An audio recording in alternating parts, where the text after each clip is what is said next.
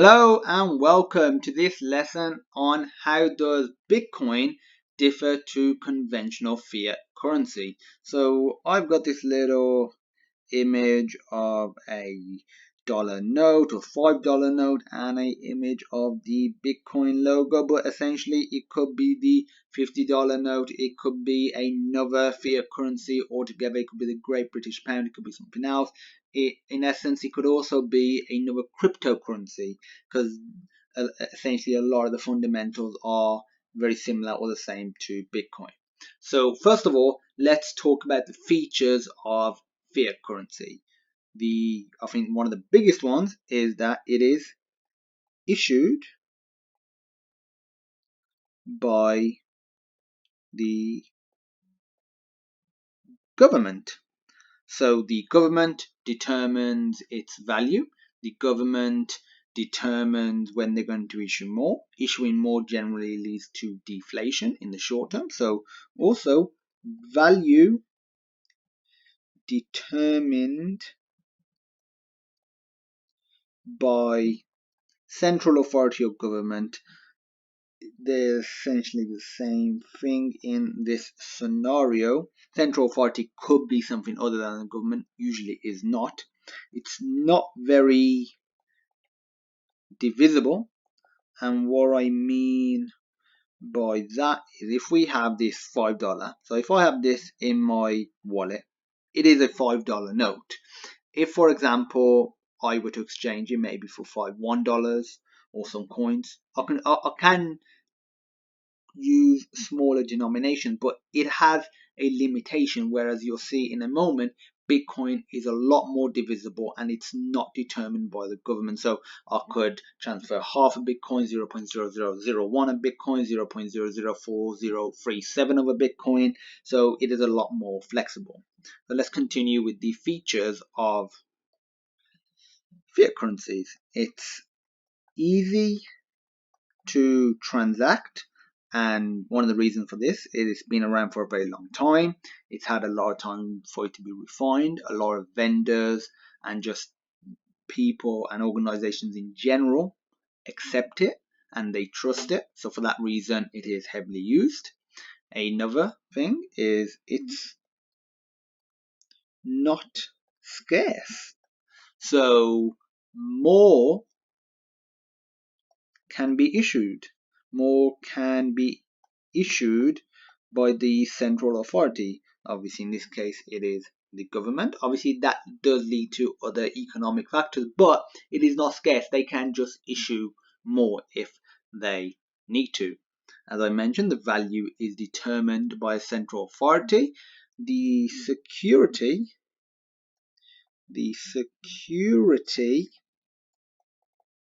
is good, but can and is counterfeited. So reasonable security, but could be a lot better.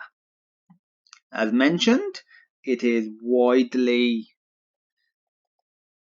accepted as a medium for exchange, whether you want to go and get a burger or a pizza with it, whether you want to buy a house with it, whether you want to buy some toilet roll with it, whatever it is, fiat currency will for the most part be accepted by pretty much anyone, and it can easily be transformed or transacted into another fiat currency or something else very easily.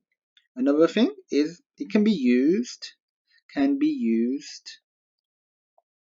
in real life. What I mean by that is, if we go back to this $5 note, imagine if I had this in my pocket. That's in real life. That's not that does not get affected, or at least on the short term, by, let's say, if the internet is down, for example, which you'll see in a moment. Bitcoin is dependent on the internet. If, let's say, I want to transact some money to a friend, I can just give them the physical note.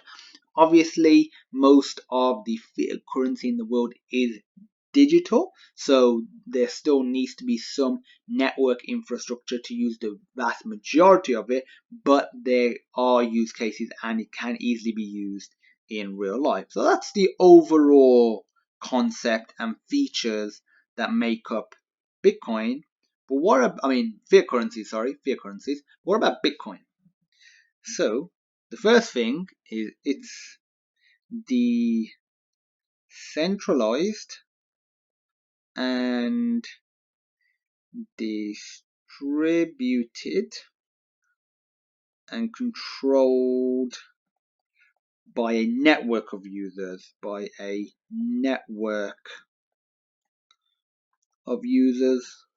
and not a central authority. I've got separate lessons covering decentralized and distributed and centralized systems, the differences between them, so feel free to check that one out. It is also highly divisible.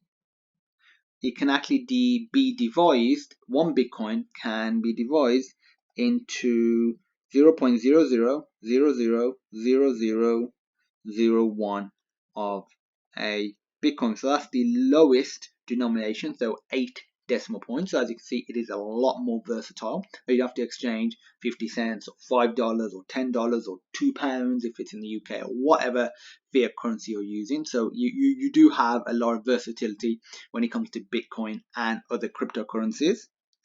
It's also very secure because a single authority is not confirming the validity of transactions.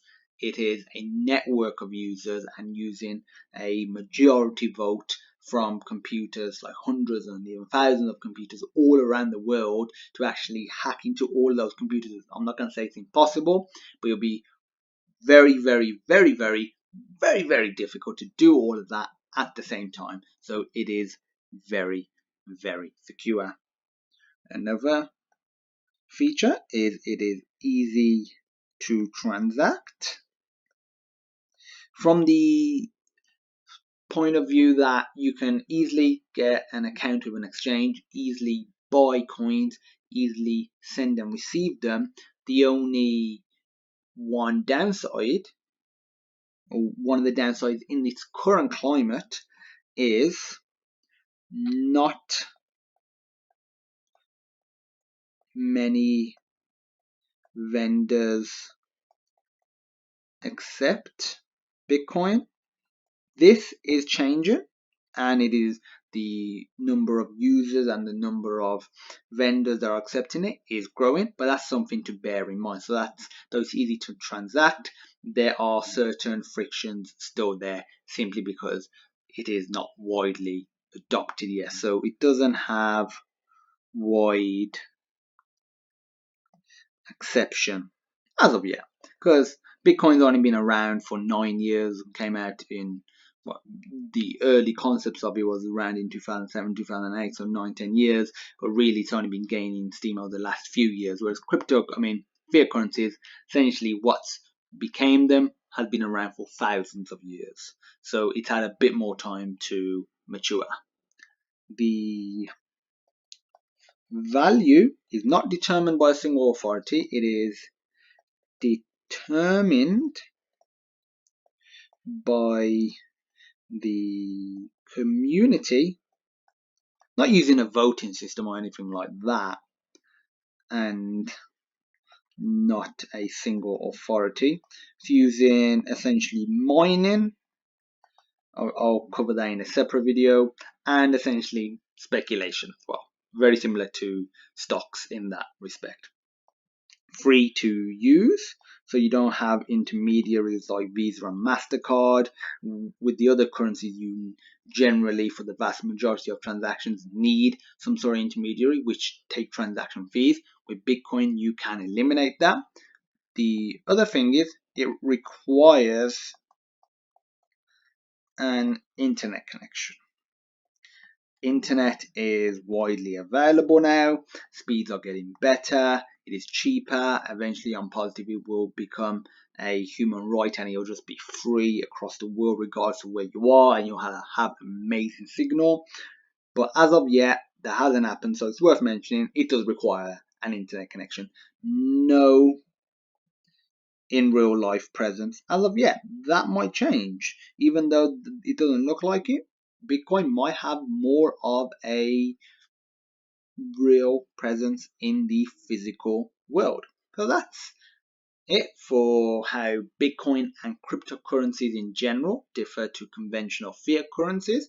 If you have any questions about this, feel free to reach out. If there were any topics or any features that you're not quite sure about, feel free to go over the video again as usual.